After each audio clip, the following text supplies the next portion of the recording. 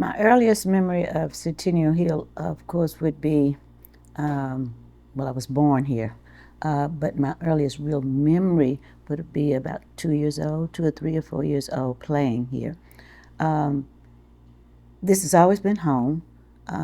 It was such a wonderful neighborhood. We had playmates, so we could ride our bikes, and it felt safe and warm and um, just friendly, a friendly neighborhood. Because of the fact that this particular block was also the block that had the Dexter Avenue Baptist Church parsonage built in it, which happens to be 2 doors down from my family home from where we are now. The families that lived there were also welcoming neighbors, and the family that was there when I was a child was the Vernon Johns family, which meant they had children as well, even though they were teenage children, where we were the younger ones, or maybe they were 8 or 9 when we were 2 and 3. Let's put it that way.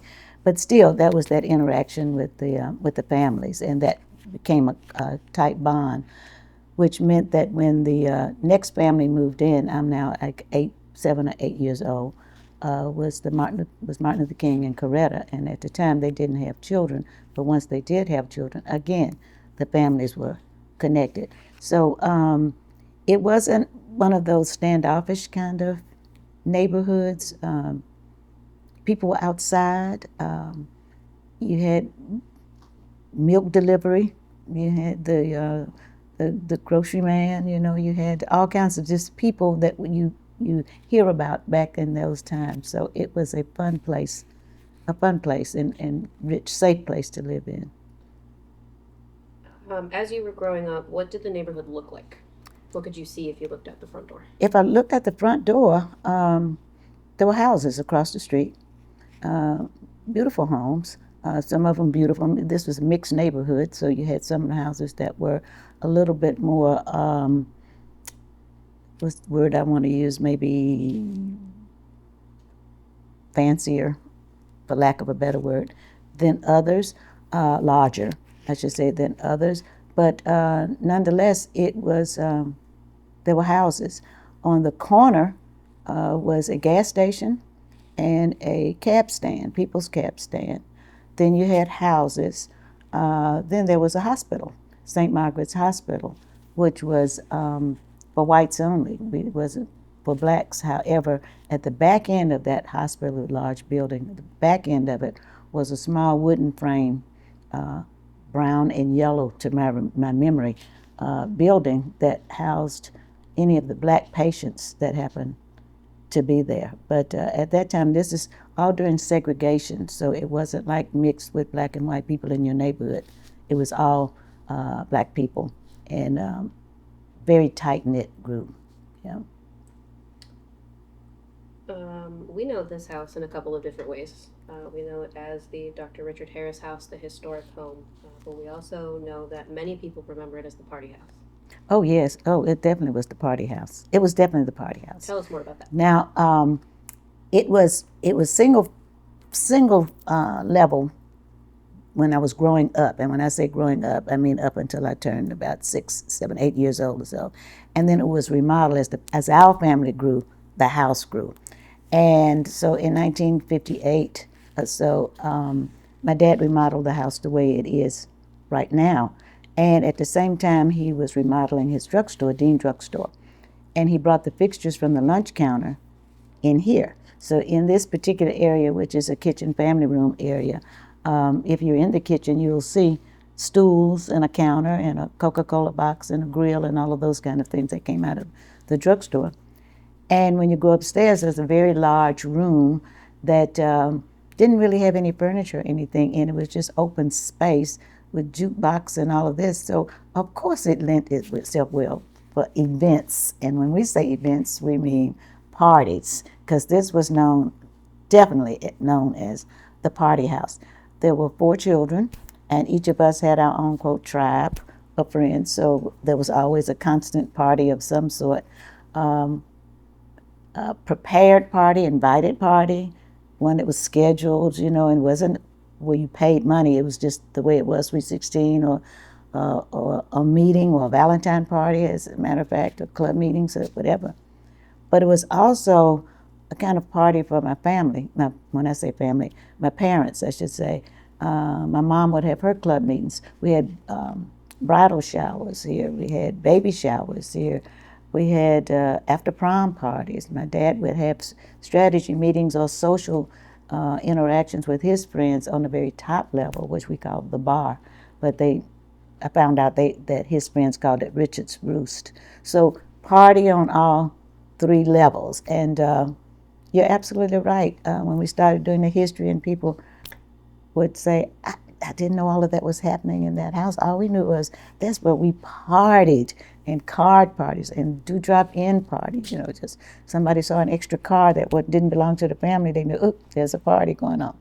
And next thing you know, no mechanic can you go. So very welcoming environment during the fun times as well as during the civil rights times. We've talked about some of the important history and the people along Jackson Street, but Centennial Hill is more than just Jackson Street.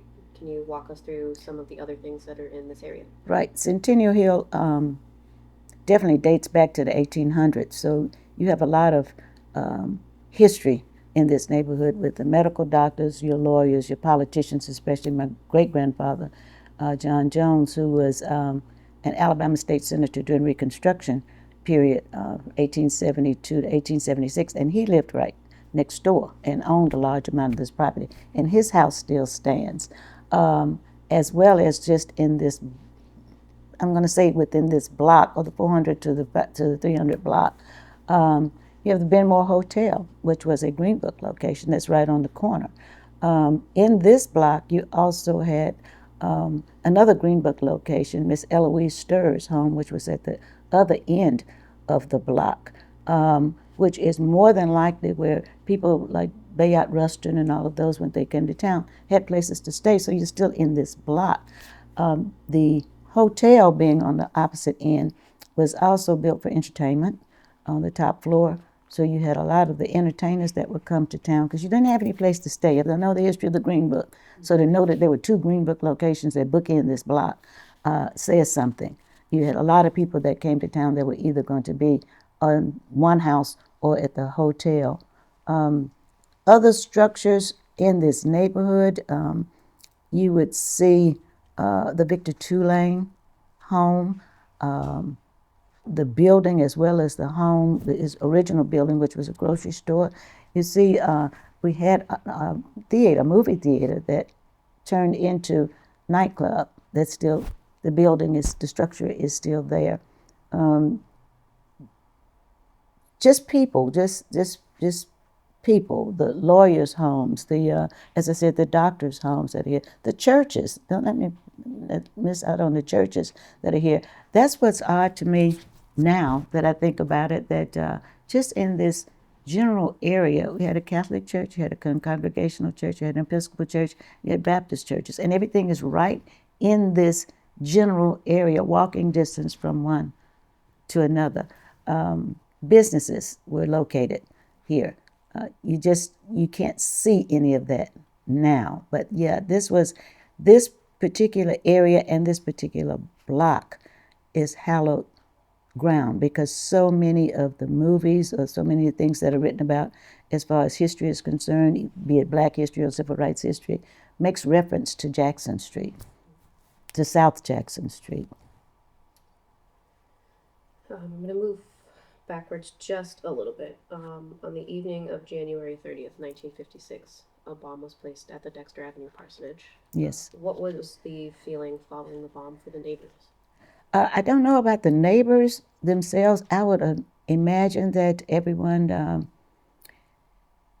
was on high alert. Let's put it that way. This is something we've never experienced before. This was all brand new, but this was during the boycott, so everybody was already involved in the boycott and had no idea that it was going to take it to that level of hatred that we experienced. But surprisingly, people stuck together. So I think that that's what as a child, we felt increased safety so that we could still maneuver and still have our fun times and relaxed time as if nothing happened, our normal daily lives were not interrupted. At least that's the way the adults made us feel. But I found out in later years, however, that protection was going on. Things were built for protection and bombings. They were much more on high alert for anybody that came into the neighborhood that looked suspicious of that nature. I would imagine that that's what it would have been like during that time. But yeah, that was a scary time for children, but you at the same time you were not afraid. There was no increase in fear. I can speak for myself and some of the others that I've talked with because we felt so well insulated and protected by the adults.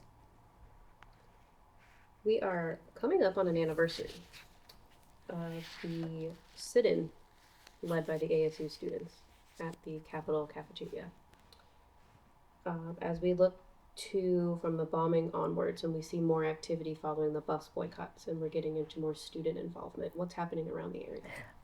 A lot of the marches that occurred from the sit-ins or any of the civil rights events that happened that involved students, especially ASU students, when they were marching, they were always marching down to some legislative branch, be it the governor's office or a judge's office or something. But the trek was to come from Alabama State, from on South Jackson Street. That's the 700 block. They would walk through this street and through our block as well.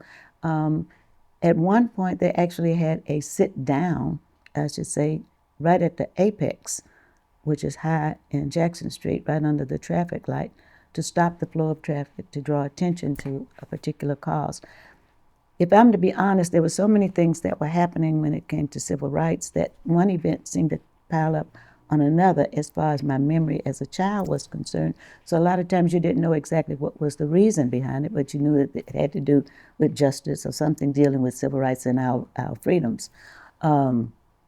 But the actual cause you did not know. But you're absolutely right. There was the sit-ins of the 60s, and then you had the SNCC with the Freedom Rise, and also with the Selma to Montgomery March, voting rights. That all that activity happened right here in this block at this apex of High and South Jackson Street. You see through the civil rights movement challenges and triumphs. Mm-hmm. So 2 steps forward, 1 step back until victory is won. Mm-hmm. The city starts to expand, and that means the necessity of a new road system. How does the highway impact this area? In the 60s, when the interstate came straight through, it took away the entire 600 block of Jackson Street, okay? And as it took itself through the city, it seemed to target the places where you had black businesses or where civil rights leaders lived. We noticed that there were also no exits that were built on this highway system. So even if you did have a business, there was no exit for you to get off of the highway into the city or into this particular area to support it. So because of that, our businesses died out. Also, this is at 1965, which meant now we're supposedly, integration is supposedly starting. So you had a lot of families that moved away, left the homes, or they moved to other areas of the city where they could now buy houses that were restricted to them in the past. But they left all of these houses that they were formerly here abandoned. So now there's the decline of the neighborhood, and this is where it's very sad. But as far as the interstate coming through, yeah, our businesses died out. Our lifeline died out, to be honest with you. We could see, as you said, houses and families and togetherness in this neighborhood as you were growing up in it. If you look out the front porch today, what do you see?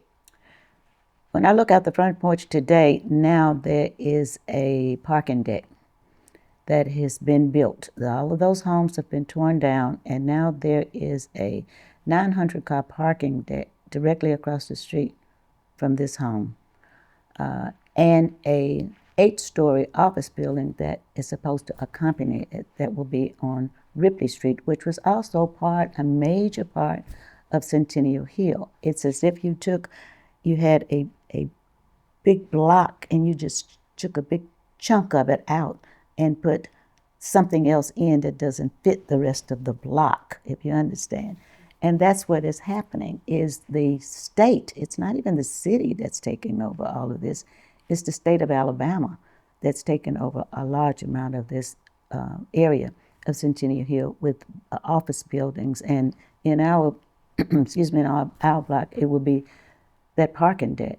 So that's what I'm looking at now, under construction. Even as it's under construction, how is that parking deck affecting your ability to keep the Harris House and the Centennial Hills legacy alive? Right now, that's hard to answer right now because I want to see just exactly how it's going to affect me in the long run once it's become active. Right now, it's still in the building stages. What's happening now is when tourists do come to our neighborhood, that's the first question that they ask. Well, what's that across the street? It's hard for you to explain the history, especially that night of the bombing that you alluded to, and what the people of the neighborhood did. Because you hear the story or you read about the story about people coming out of their homes, or Martin Luther King addressed a large crowd in front of on the porch, from the porch. And they wonder, where did the crowd come from? Well, they came from across the street. This was a neighborhood, and people in the back, and all of the above. And all of that's gone. So people now have to use their imagination. That's one of the things I have to stress, use your imagination. Because when you see things the way they are now, it's hard for you to visualize the fact that all of this occurred and this is what was going on. And this was a safe place to grow up. So if you're asking me that from today's standpoint, that's what I would have to say. How it's going to affect in the future, I really don't know. I honestly don't know.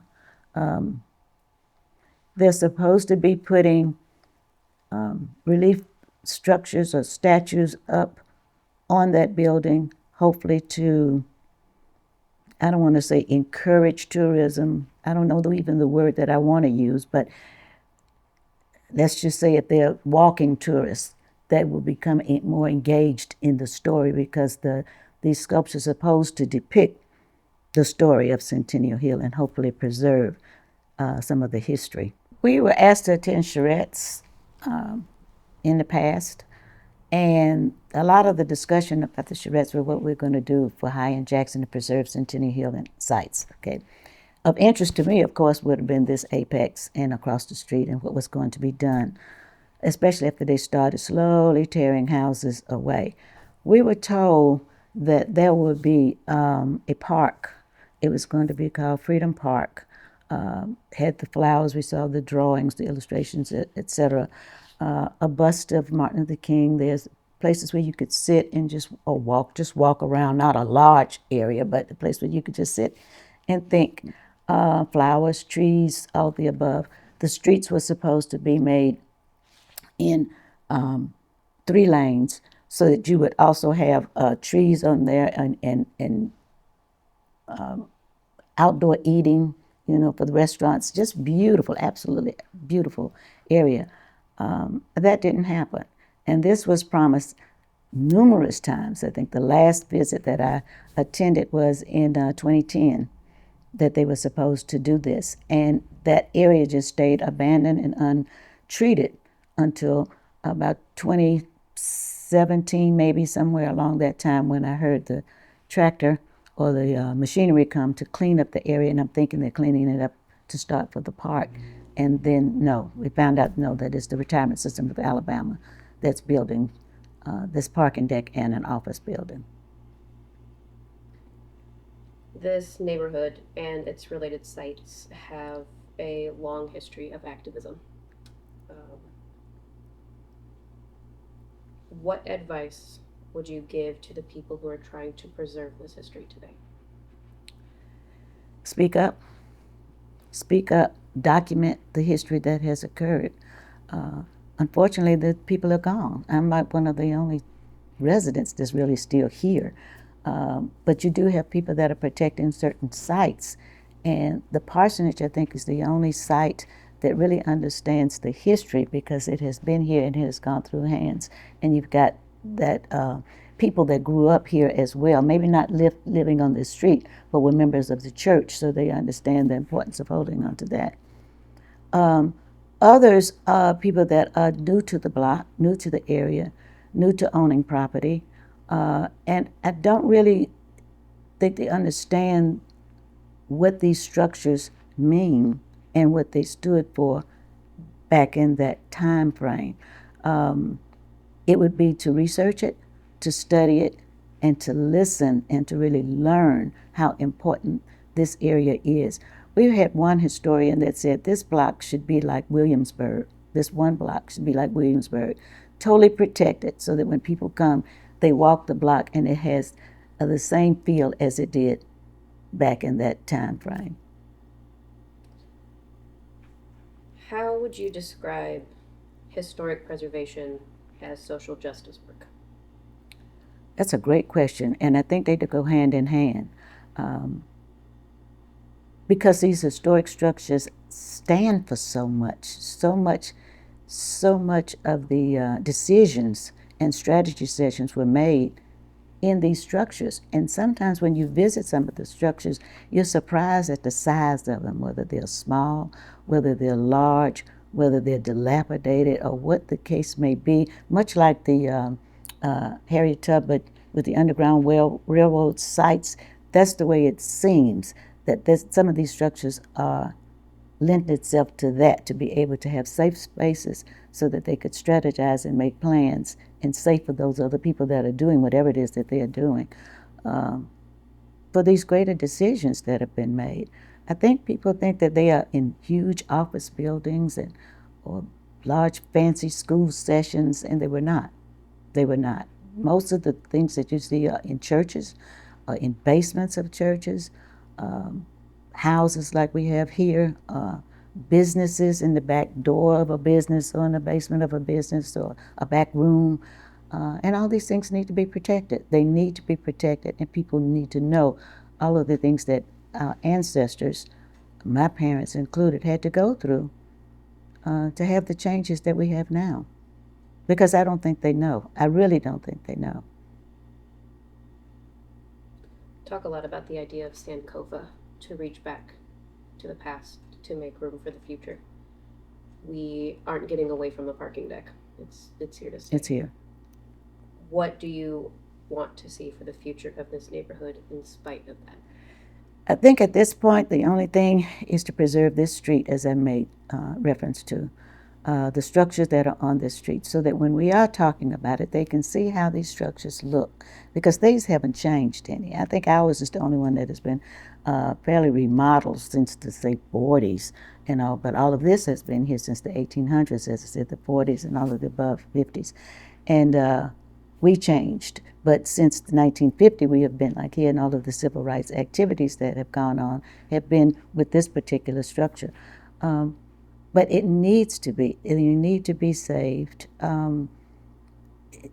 This is the only way you can tell the story. You can't recreate the structures and expect the story to be the same. Now that the way things are now, if these are preserved and people are allowed to come in, they will experience the feeling and the sensation of what it must have been like when these people came into these homes or lived in these homes, or just what it was. When I think about my grandfather's home next door, I'm thinking about a whole nother generation. Surely they had strategy meetings up there with the local legislators that lived here in Montgomery. They had their parties, they had their club meetings or missionary meetings or whatever in those same homes. My aunt was married over there, and I've got that written up as a society piece in one of the magazines from that time. So it's things like that that people need to see, because when they are torn down for modern structures, our history is also torn down. Okay. And then my last question is there anything that you'd like to share that we haven't touched on already? I don't think so. I would just like to encourage people to come. I think if they're listening to this podcast, if they come and see what we're talking about, maybe they will be willing to help, to give donations. Any organizations that may have this on their radar to help the preservation of these historic sites, because they are here and they need to come and see it. Good, thank you. Mhm.